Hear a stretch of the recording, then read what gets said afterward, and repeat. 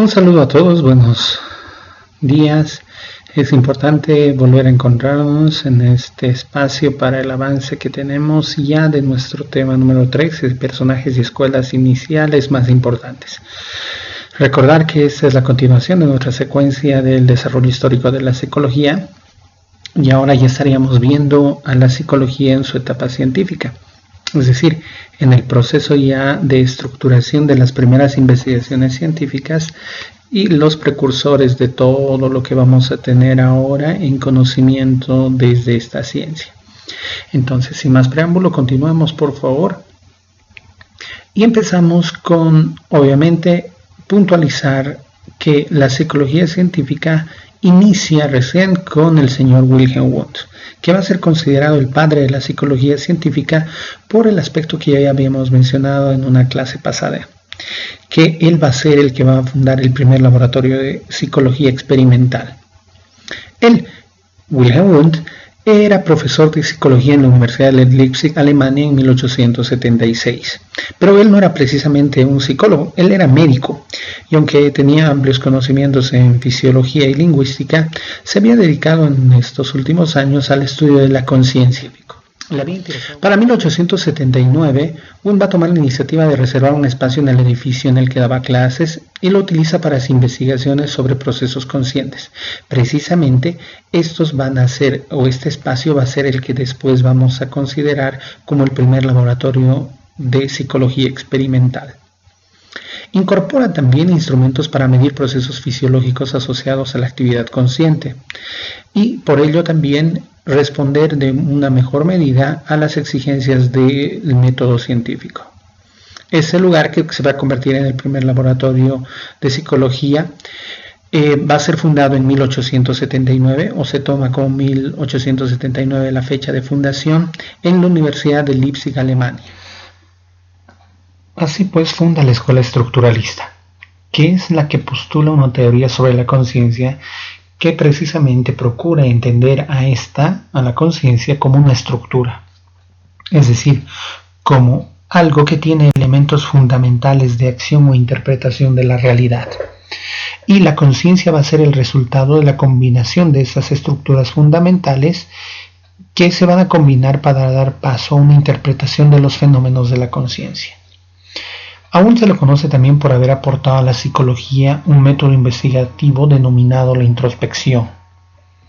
La introspección es, en términos muy genéricos, mirar hacia adentro.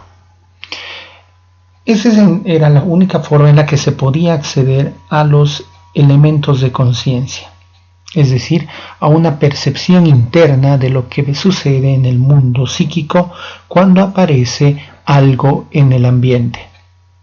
Es decir, se le presenta al sujeto un estímulo y él debe detallar el conjunto de elementos conscientes que éste provoca. ¿Qué quiere decir ello? La experiencia en la que uno se encuentra con la realidad y con un objeto de la realidad o un estímulo y éste lo mide, lo estructura, lo racionaliza en términos métricos, digamos, esa es parte de la física.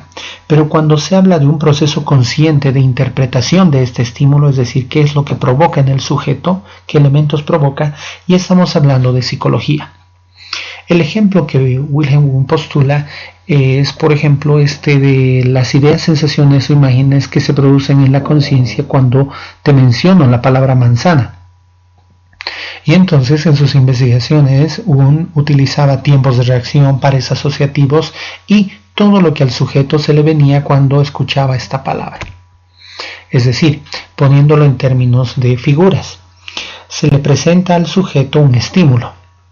Entonces, lo que este estímulo va a desarrollar en la mente del sujeto van a ser una base de ideas que tienen que surgir cuando él ve este estímulo. Es decir, en la experiencia inmediata, él tiene que generar o va a generar su conciencia algunos elementos. Es así como funciona la conciencia.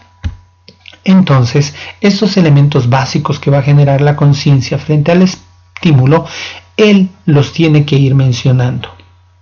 Lo que se espera es encontrar una estructura, unos elementos básicos de funcionamiento de esta conciencia cuando el sujeto ve este estímulo. Es decir, debe decir cuál es la interpretación que el sujeto tiene de este estímulo. Obviamente algunas palabras que podrían venirse no solamente serían hojas, fruta, ramas, rojo, etc. Pero aquí vamos a encontrar también una dificultad porque algunos elementos pueden no ser coincidentes o pueden ir variando dependiendo del sujeto, su contexto y también incluso el momento en el que se le aplique. Entonces esta va a ser una dificultad también para el establecimiento de esta escuela psicológica por esa característica muy subjetiva también que tiene. Pero es un primer intento porque al lograr que el sujeto verbalice lo que va diciendo ya se tiene referentes del funcionamiento de la conciencia, es decir, un registro de lo que él cree que es el funcionamiento de la conciencia. En esa medida ya tenemos algunos elementos objetivables y también en la experiencia inmediata observable puede hacer un registro de datos, lo que posibilita ya acercarse al método científico. Aún va a tener muchos estudiantes que se van a encargar de diseminar las ideas en otros lugares y muchos de ellos han sido también grandes exponentes en el ámbito de la psicología, como Edward Titchener, quien va a influir mucho en los postulados de las escuelas psicológicas en Estados Unidos. Stanley Hall, a quien se le conoce como el padre de la psicología del desarrollo y también es fundador de la Asociación Americana de Psicólogos, por dar algunos nombres. Y esta parte nos ayuda a entender que el surgimiento también del estudio de los procesos conscientes o de la psicología, procesos psíquicos, también va a tener ciertas dificultades. Si bien ya se acerca a estudios mucho más rigurosos y de confiabilidad, todavía se habla o se ve también algunas variaciones subjetivas y algunas críticas también a este proceso. Por ende, esta es la primera escuela y es la que va a dar inicio a este proceso científico de la psicología. Dicho ello, y esperando que todos ustedes hayan logrado adquirir la mayor cantidad de conocimientos de este encuentro, les voy a permitir también una pequeña autoevaluación para los que quieran hacerlo en un link de un formulario de autoevaluación que va a estar a continuación en nuestra plataforma. Dicho ello, me despido hasta muy pronto y espero tengan buen resto de jornada.